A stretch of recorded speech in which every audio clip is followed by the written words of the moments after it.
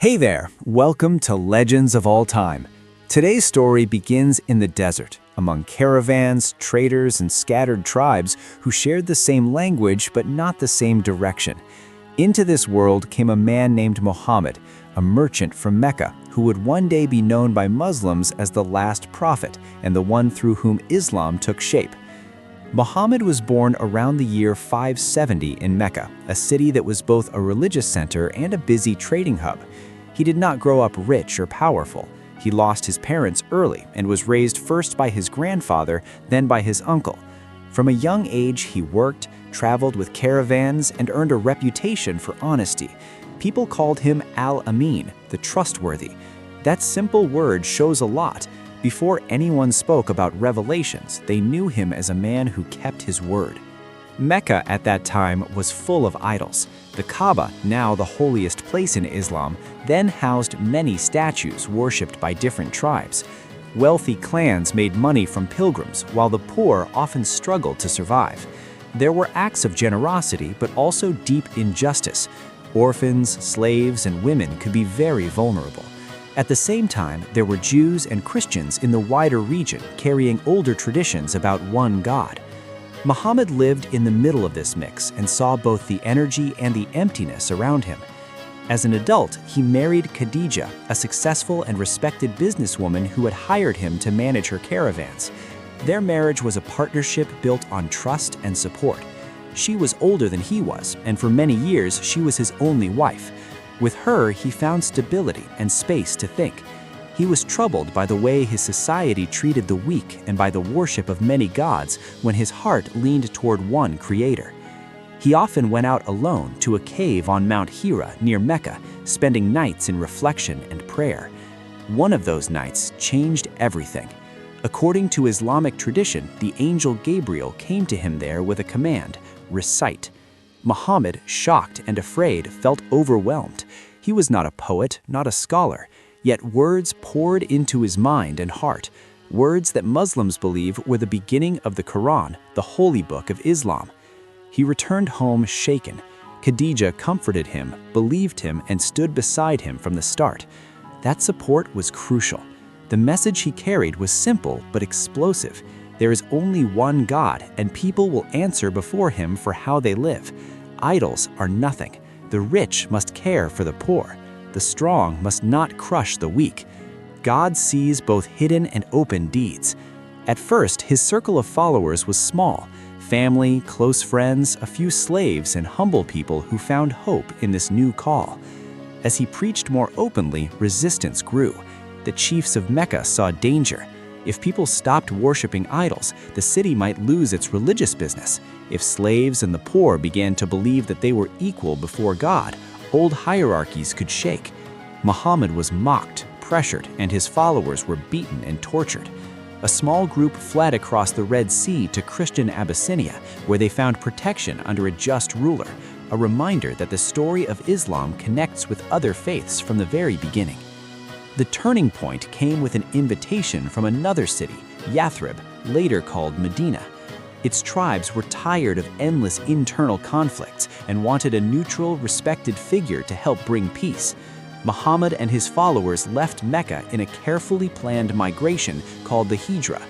This journey, not the moment of his birth, became the starting point of the Islamic calendar. It was more than a change of place.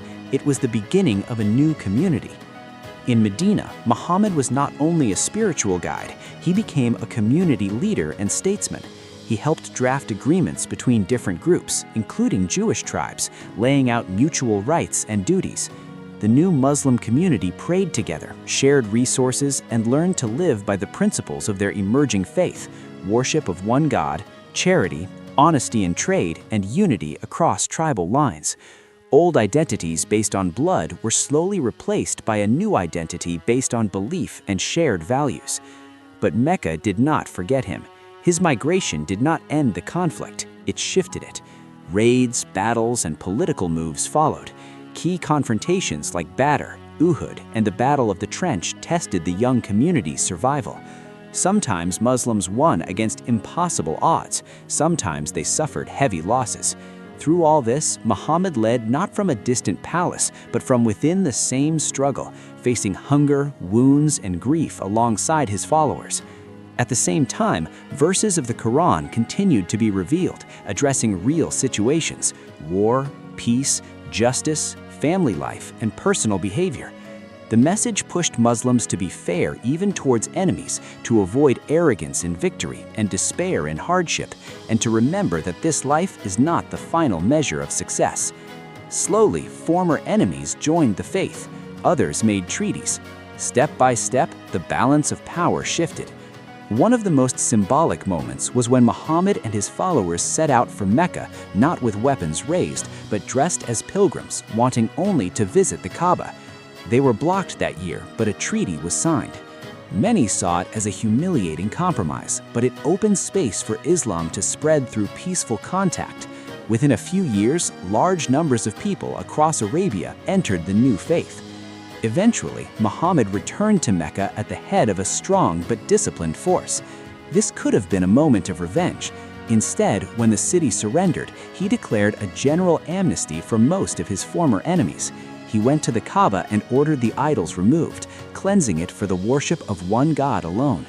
A place once filled with statues and tribal rivalries became, in Islamic view, a unified center for all believers. In his final years, he completed what Muslims see as his mission, delivering the Quran and showing through his own life how to live its teachings.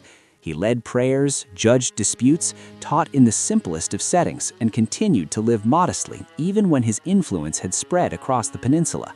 He reminded people repeatedly that he was human, a servant and messenger of God, not a divine figure to be worshipped. When he died in Medina, many of his followers were shaken.